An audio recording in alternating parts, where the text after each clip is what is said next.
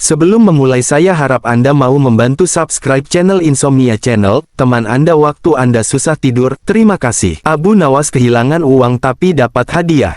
Pada suatu pagi yang cerah di Baghdad, Abu Nawas berjalan menuju pasar sambil bersenandung riang.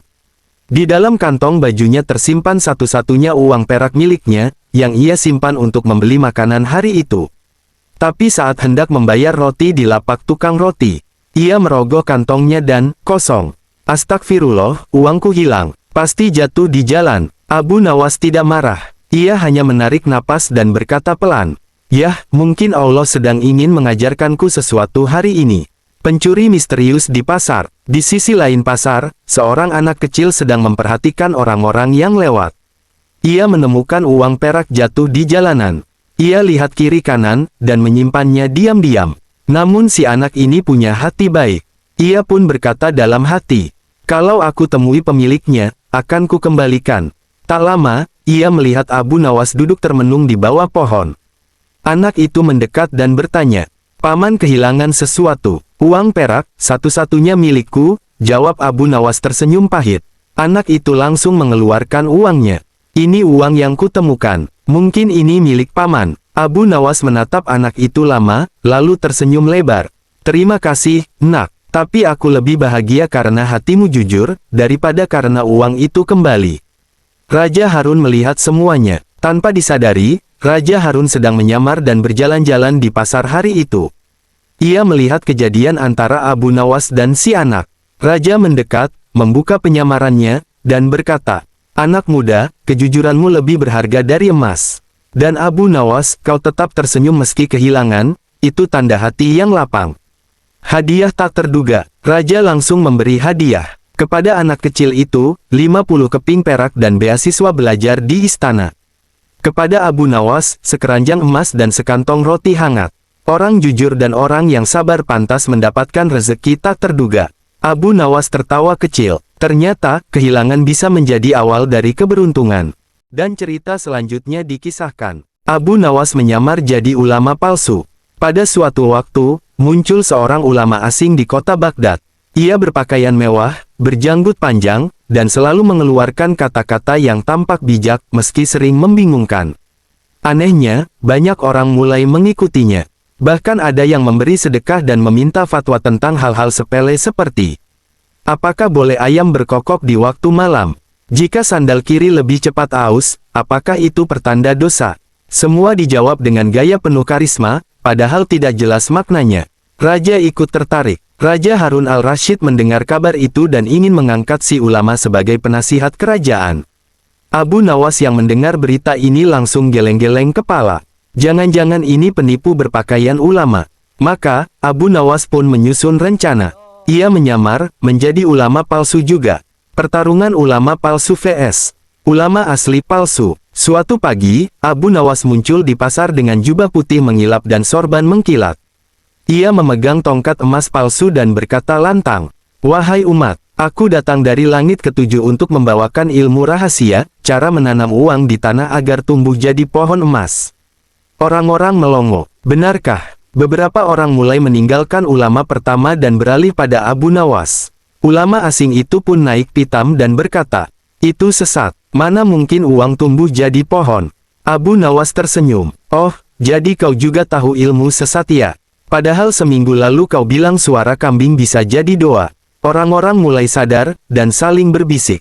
Akhirnya terbongkar. Tak butuh lama, ulama palsu pertama mulai gugup. Ia mencoba membela diri, tapi Abu Nawas terus melontarkan kalimat-kalimat logis yang membongkar semua omong kosongnya.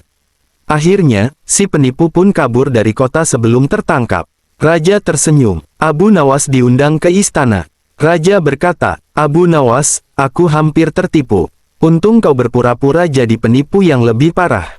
Abu Nawas membungkuk. "Kadang, untuk mengalahkan penipu, kita harus lebih pintar berpura-pura darinya." Dan cerita selanjutnya dikisahkan. Abu Nawas dan pakaian ajaib dari tukang jahit. Di kota Baghdad yang ramai, tersiar kabar tentang seorang tukang jahit misterius yang datang dari negeri jauh. Katanya, ia bisa menjahit pakaian yang hanya bisa dilihat oleh orang jujur. Raja Harun al-Rasyid pun penasaran dan memanggil tukang jahit itu ke istana. benarkah kau bisa menjahit pakaian ajaib?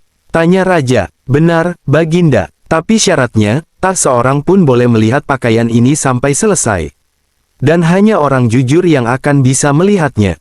Raja langsung setuju. Ia ingin tahu siapa saja di kerajaannya yang benar-benar jujur.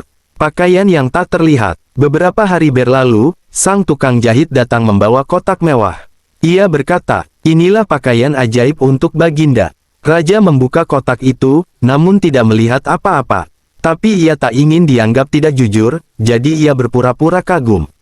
Luar biasa, warnanya begitu indah, katanya gugup. Semua menteri ikut-ikutan memuji. Sungguh pakaian yang menakjubkan. Baginda tampak gagah memakainya. Padahal, tak satu pun dari mereka melihat pakaian apapun. Abu Nawas dipanggil. Raja lalu memanggil Abu Nawas. Abu Nawas, lihatlah pakaian baruku. Katakan pendapatmu dengan jujur. Abu Nawas melihat kotak kosong itu, lalu tersenyum kecil. Ampun Baginda, hamba hanya melihat kotak kosong. Seluruh istana terdiam. Beberapa menteri mulai saling melirik, khawatir mereka tertipu. Raja menatap Abu Nawas. Jadi kau berani berkata bahwa kau tidak melihatnya? Betul, Baginda. Kalau itu berarti hamba tidak jujur, maka hamba pasrah dihukum. Tapi kalau ini tipu daya, maka sebaiknya kita selidiki tukang jahit itu. Akhirnya terbongkar. Raja pun memerintahkan penjaga menangkap tukang jahit misterius itu. Ternyata, ia hanyalah penipu ulung yang ingin mencuri emas dari istana. Abu Nawas tertawa kecil. Kadang, yang takut dianggap bohong justru malah membenarkan kebohongan. Raja Harun berterima kasih. Terima kasih, Abu Nawas. Kau telah menyelamatkan martabat istana dengan kejujuranmu. Sebagai hadiah, Abu Nawas diberi jubah asli berwarna emas, yang benar-benar bisa dilihat semua orang. Dan cerita selanjutnya dikisahkan. Abu Nawas menyamar jadi orang bodoh. Suatu hari, Raja Harun al-Rasyid mengeluh kepada para pengawalnya. Akhir-akhir ini Abu Nawas terlalu licin. Aku ingin melihat seperti apa dia kalau tidak menggunakan akalnya. Apa jadinya kalau dia jadi orang bodoh? Salah satu menteri memberi ide. Baginda, bagaimana kalau kita buat sayembara? Siapapun yang bisa membuat Abu Nawas tidak bisa menjawab, akan diberi hadiah. Raja pun menyetujui. Dan diam-diam, ia menyuruh pengawal menyebarkan berita sayembara ke seluruh Baghdad. Abu Nawas mendengar rencana itu. Tanpa sepengetahuan raja, Abu Nawas sudah lebih dulu mendengar rencana itu dari tukang kue keliling. Ia hanya tersenyum dan berkata dalam hati, kalau begitu, aku akan bermain lebih bodoh dari yang mereka kira. Hari sayembara tiba, ribuan orang berkumpul di alun-alun. Raja duduk di singgasananya sambil tertawa kecil. Lalu Abu Nawas pun datang, berjalan lambat, pakai baju terbalik, sendal beda warna, dan wajah bengong. Siapa namamu? Tanya sang menteri. Abu Nanas. Jawab Abu Nawas dengan nada bingung. Orang-orang mulai tertawa. Wah, benar-benar bodoh. Lalu dimulailah pertanyaan. Jika 1 ditambah 1 berapa? 4 ekor kambing, jawab Abu Nawas sambil memakan batu kecil seolah-olah itu permen. Apa warna langit? Rasanya manis, kayak roti, katanya sambil mengejar bayangannya sendiri. Raja dan seluruh penonton tertawa keras. Mereka benar-benar percaya kalau Abu Nawas sudah jadi gila atau bodoh. Tapi semua itu hanya trik. Malam harinya, Raja memanggil Abu Nawas ke istana. Abu Nawas, hari ini kau sungguh memalukan. Tapi menghibur. Abu Nawas tersenyum tenang. Ampun Baginda, hamba hanya memainkan peran. Kalau rakyat ingin melihat hamba bodoh, hamba akan jadi orang paling bodoh sedunia. Tapi, kalau Baginda ingin melihat kecerdikan hamba, hamba bisa saja membalik semua permainan. Raja melongo, lalu tertawa keras. Jadi, kau hanya pura-pura bodoh. Tentu, Baginda, kecerdikan kadang harus disembunyikan agar bisa digunakan pada saat yang tepat. Raja terkesan. Abu Nawas, kau memang tak terkalahkan. Bahkan saat kau berpura-pura bodoh, itu masih jadi permainan paling cerdas yang pernah kulihat. Abu Nawas pun diberi hadiah, dan sejak saat itu ia dijuluki si cerdik yang bisa jadi bodoh bila perlu. Dan cerita selanjutnya dikisahkan. Abu Nawas membeli surga. Suatu sore yang teduh di Baghdad, Raja Harun al-Rasyid memanggil Abu Nawas ke istana. Abu Nawas, kata Raja, aku mendengar gosip dari pasar bahwa kau sedang sibuk membeli surga. Apakah benar begitu? Abu Nawas menjawab tenang. Benar, Baginda. Hamba sudah membeli 3 petak surga. Raja dan para menterinya langsung tertawa keras. Kau bercanda, surga bisa dibeli. Tentu saja bisa, Baginda. Tapi, hanya oleh orang yang tahu caranya. Raja menantang Abu Nawas. Raja tersenyum licik. Kalau begitu, aku ingin bukti. Jika kau bisa membuktikan bahwa kau memang membeli surga, aku akan memberimu 100 keping emas. Tapi jika tidak, kau akan tinggal di penjara selama seminggu. Abu Nawas menyanggupi. Baik, Baginda, beri hamba waktu 1 hari. Keesokan harinya, Abu Nawas datang membawa 3 surat kecil yang disegel. Ia menyerahkannya kepada raja. Apa ini? Tanya raja. Ini adalah 3 kwitansi pembelian surga, Baginda. Raja membuka surat pertama. Isinya, telah diberikan 50 dirham kepada seorang janda tua untuk makan selama sebulan. Semoga Allah membalasnya dengan surga. Surat kedua, telah diberikan 30 dirham untuk seorang yatim piatu yang sedang sakit. Semoga ia sembuh dan hamba diberi tempat di surga. Surat ketiga, telah diberikan 20 dirham untuk membebaskan seorang tahanan miskin yang difitnah. Semoga itu menjadi jalan menuju ridanya. Raja terdiam. Raja Harun terdiam. Perlahan wajahnya berubah, tidak lagi tertawa. Ia menatap Abu Nawas. Jadi, maksudmu, itu yang kau sebut membeli surga? Abu Nawas menjawab, betul, Baginda. Surga memang tak bisa dibeli dengan emas, tapi bisa diraih dengan amal dan kasih sayang. Dan hamba hanya membantu sedikit dari rezeki yang Baginda berikan. Raja memberi hadiah. Raja Harun tersenyum hangat. Abu Nawas, kadang aku ingin menghukummu, tapi kau selalu mengajariku sesuatu yang jauh lebih besar dari hukuman. Ini, ambillah 100 keping emas. Dan belilah lebih banyak, surga. Dan cerita selanjutnya dikisahkan. Abu Nawas dan 3 pertanyaan aneh. Pada suatu pagi, Raja Harun al-Rasyid duduk santai di taman istana sambil menyeruput teh hangat. Namun wajahnya tampak bosan. Hari-hariku terlalu tenang akhir-akhir ini, gumam sang raja. Saatnya menguji Abu Nawas dengan pertanyaan yang tidak masuk akal. Ia pun segera memanggil Abu Nawas ke istana. Tantangan sang raja. Saat Abu Nawas datang, raja tersenyum penuh teka-teki. Abu Nawas, aku punya 3 pertanyaan untukmu. Jawablah semuanya, dan kau akan kuberi 100 keping emas. Tapi jika kau gagal, kau harus menyapu halaman istana selama seminggu. Abu Nawas menunduk hormat. Silakan, Baginda. Hamba siap menjawab dengan sekuat akal. Pertanyaan pertama, apa yang lebih dulu lahir, ayam atau telur? Abu Nawas menjawab, yang pertama lahir adalah kehendak Allah, Baginda. Tanpa kehendaknya, tak akan ada ayam ataupun telur. Raja mengangguk pelan. Jawaban bijak. Pertanyaan kedua, berapa jumlah bintang di langit? Abu Nawas tersenyum, lalu menjawab, hamba tahu jumlahnya, Baginda. Oh, berapa? Tanya sang raja, penasaran. Jumlahnya sama persis dengan jumlah rambut di janggut Baginda. Jika Baginda tak percaya, silakan hitung sendiri. Tapi hamba minta waktu 1 tahun. Raja tertawa terbahak-bahak. Jawaban licik, tapi cerdas. Pertanyaan ketiga, di mana tengah-tengah dunia berada? Abu Nawas berpikir sejenak, lalu menggambar titik di lantai dengan tongkat. Inilah tengah dunia, Baginda. Apa buktinya? Tanya raja. Jika Baginda tidak percaya, silakan ukur seluruh bumi ini dari titik ini ke segala penjuru. Jika ukurannya tidak sama, hamba akan menyapu seumur hidup. Raja tertawa lagi. Engkau benar-benar tak bisa dikalahkan. Akhirnya, Abu Nawas menang lagi. Raja Harun akhirnya menyerahkan 100 keping emas kepada Abu Nawas. Kau memang gila, tapi gila yang menyenangkan dan penuh akal. Abu Nawas membungkuk hormat. Terima kasih, Baginda. Jika pertanyaannya makin aneh, mungkin hamba akan jadi makin pintar. Pesan moral, tak semua pertanyaan butuh jawaban logis. Kadang, kebijaksanaan datang dari cara kita berpikir di luar kebiasaan. Dan cerita selanjutnya dikisahkan. Ujian aneh dari Raja Harun. Pagi itu, langit Baghdad begitu cerah, tapi suasana di istana justru tegang.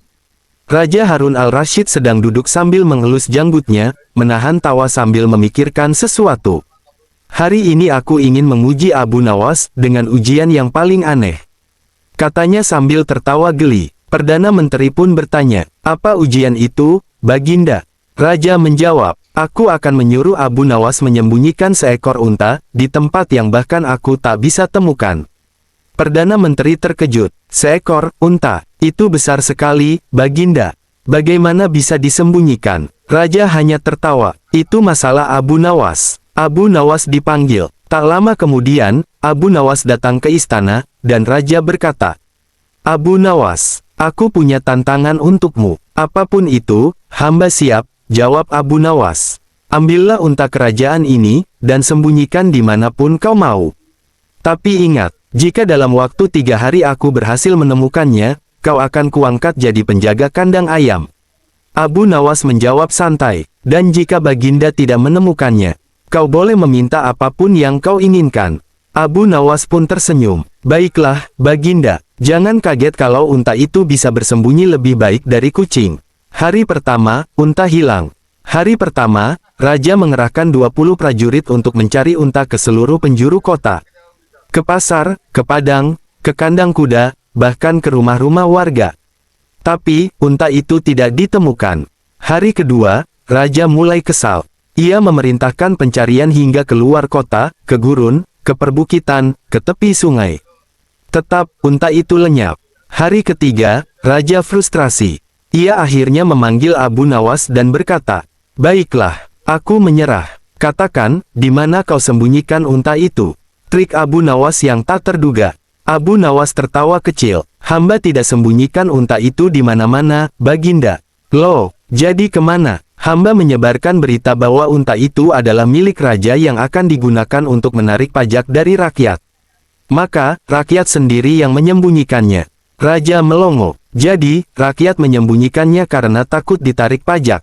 Abu Nawas mengangguk sambil tersenyum.